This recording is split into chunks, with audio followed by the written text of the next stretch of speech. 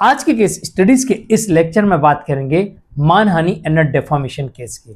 अगर आप किसी व्यक्ति के ऊपर मानहानि का केस करना चाहते हैं तो आपको ये 6 नियम यानी कि 6 कारण पता होना चाहिए। 6 में से कोई भी एक कारण अगर आपके केस में लागू होता है तो आप उस व्यक्ति के ऊपर डिफॉर्मेशन यानी कि मानहानि का केस कर सकते हैं।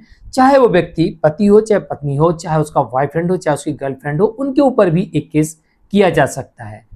और साथ ही इस केस में आप 2 तरीके से उन्हें दंडित करवा सकते हैं। पहला तरीका यहां पर यह है कि आप उसे सजा दिलवा सकते हैं, उसके ऊपर जुर्माना लगवा सकते हैं। दूसरा यह है कि कोर्ट के द्वारा आपको कंपनसेशन यानी कि मुआवजे की राशि मिल जाएगी, तो आप मुआवजा ले सकते हैं या फिर उसे दंडित करवा सकते हैं, जेल भिजवाकर, सजा दिलवाकर, जुर्माना लगवाकर। तो चलिए आज के स्टडीज के इस लेक्चर में बात करेंगे 6 ऐसे कारण जिनमें से कोई एक भी कारण अगर आपके पास है तो आप सामने वाले व्यक्ति के ऊपर मानहानि का केस कर सकते हैं। जय जनेंद्र हूं, केस जैन। वीडियो को लाइक और शेयर कर दीजिए और इस तरह के जजमेंट्स का पैकेज पाने के लिए जिसमें लगभग आपको 200 जजमेंट्स मिलते हैं या अन्य किसी जानकारी के लिए दिए गए नंबर पर आप हमें संपर्क कर सकते हैं। सबसे पहले बात कर लेते हैं किस सेक्शन किस एक्ट में आप मानहानि का केस कर सकते हैं। पहले आईपीसी की धारा 499 500 के अंतर्गत एक केस फाइल किया जाता था। अब ये बदल कर बीएनएस में 356 के अंतर्गत 356 के अंतर्गत बीएनएस में एक केस अब फाइल किया जाता है। अब कारण क्या हो सकते हैं जिनकी वजह से आप सामने वाले व्यक्ति से कंपनसेशन की डिमांड कर सकते हैं या उस पर जुर्माना लगवा सकते हैं या उसे जेल भिजवा सकते हैं। तो कुछ समय पहले एक जजमेंट देखने को मिलता है जहां पर एक पति ने अपनी पत्नी के ऊपर मानहानि का केस किया हुआ था और उसमें उसने बताया था कि मेरी पत्नी मेरे बारे में दूसरों से झूठी चुगली कर रही थी, इस कारण से मुझे क्षति पहुंची और क्षतिपूर्ति के रूप में मुझे 25 लाख रुपए दिलवाए जाए। तो जहां पर कोर्ट ने सही मानते हुए इस मामले को और यहां पर पत्नी से पति के लिए 15 लाख रुपए क्षतिपूर्ति राशि यानी मुआवजा दिलाया गया। तो पति को 15 लाख रुपए मुआवजा पत्नी से मिलता है। तो इसके बाद दूसरा कारण यह हो सकता है कि आपके बारे में आपत्तिजनक सार्वजनिक स्थल पर टिप्पणी की गई हो, जैसे कि अवैध संबंधों के बारे में टिप्पणी की गई हो, अवैध संबंधों के दोषारोपण किए गए हों, आप शुद्ध शाकाहारी या शराब को छीते तक नहीं हो और आपके बारे में शराब जैसे कई प्रकार के ऐसे नशा करने जैसे आपके ऊपर गंभीर आरोप लगे हों, लड़कियों को छेड़ने पकड़ने उनके साथ अभद्रता करने वाले झूठे आरोप लगे हों, तो आरोप लगाने वाले व्यक्ति के प्रति आप डिफॉर्मेशन का केस कर सकते हैं। लेकिन आपको साबित करना पड़ेगा कि उसका जो आरोप था झूठा था, उससे आपको मानसिक क्षति पहुंची, सामाजिक छवि खराब हुई, आर्थिक नुकसान उठाना पड़ा, इस कारण से आप उसके ऊपर डिफॉर्मेशन का केस कर सकते हैं।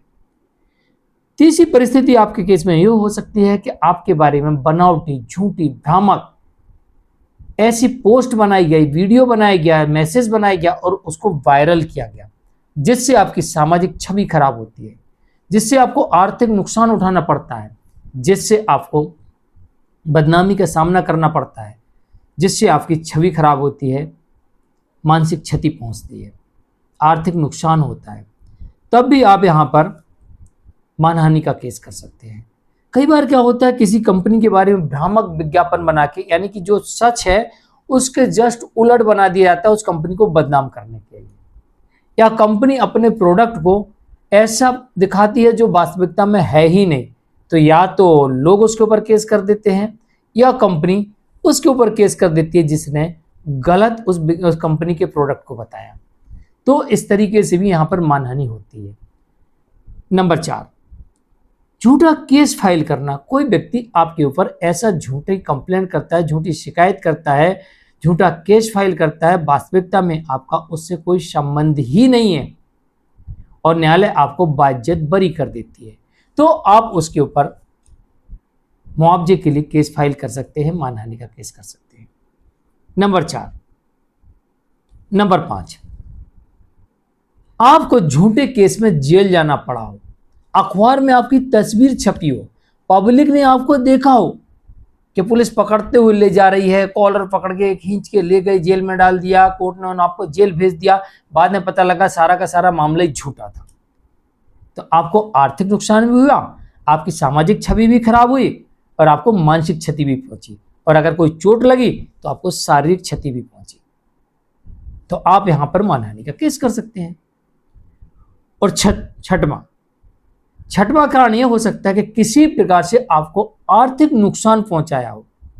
झूठे मामले में आपको किसी प्रकार से या झूठ बोलकर या झूठे मामले में या भ्रम फैलाकर आपको किसी प्रकार से आर्थिक नुकसान पहुंचाया हो बिना किसी कारण के।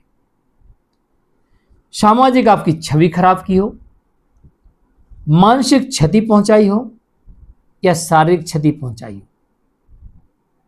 तो फिर ऐसे में आप मानहानि का केस कर सकते हैं।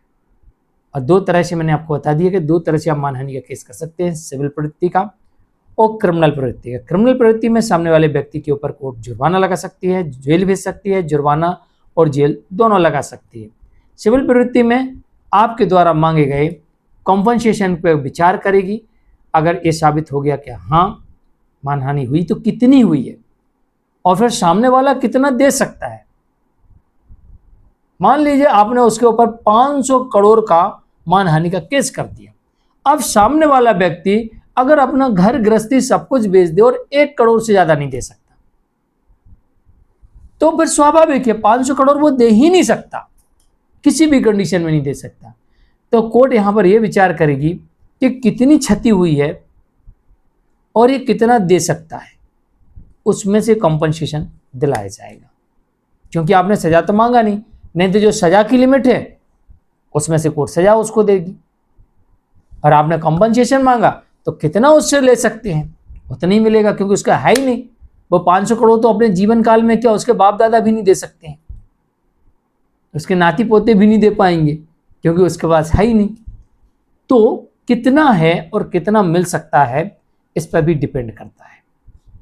तो आज के केस स्टडीज के इस लेक्चर में इतना ही। ध्यान रखिए, मानहानि का केस करते वक्त आपके पास में वो ठोस एविडेंस होना चाहिए जो आप आरोप लगाकर या फिर ऐसे सबूत और तथ्यों को रखकर आपने डिफॉर्मेशन का केस फाइल किया है, जो आपके केस की सत्यता को उजागर करें और आपके केस में ये साबित हो कि आप सही कह रहे हैं आपने जो आरोप लगाए। मानहानि के केस में जब आप सिविल करते हैं और इसमें आप एक बड़ा अमाउंट मांगते हैं तो इसमें कोर्ट फीस भी कुछ परसेंटेज लगती है।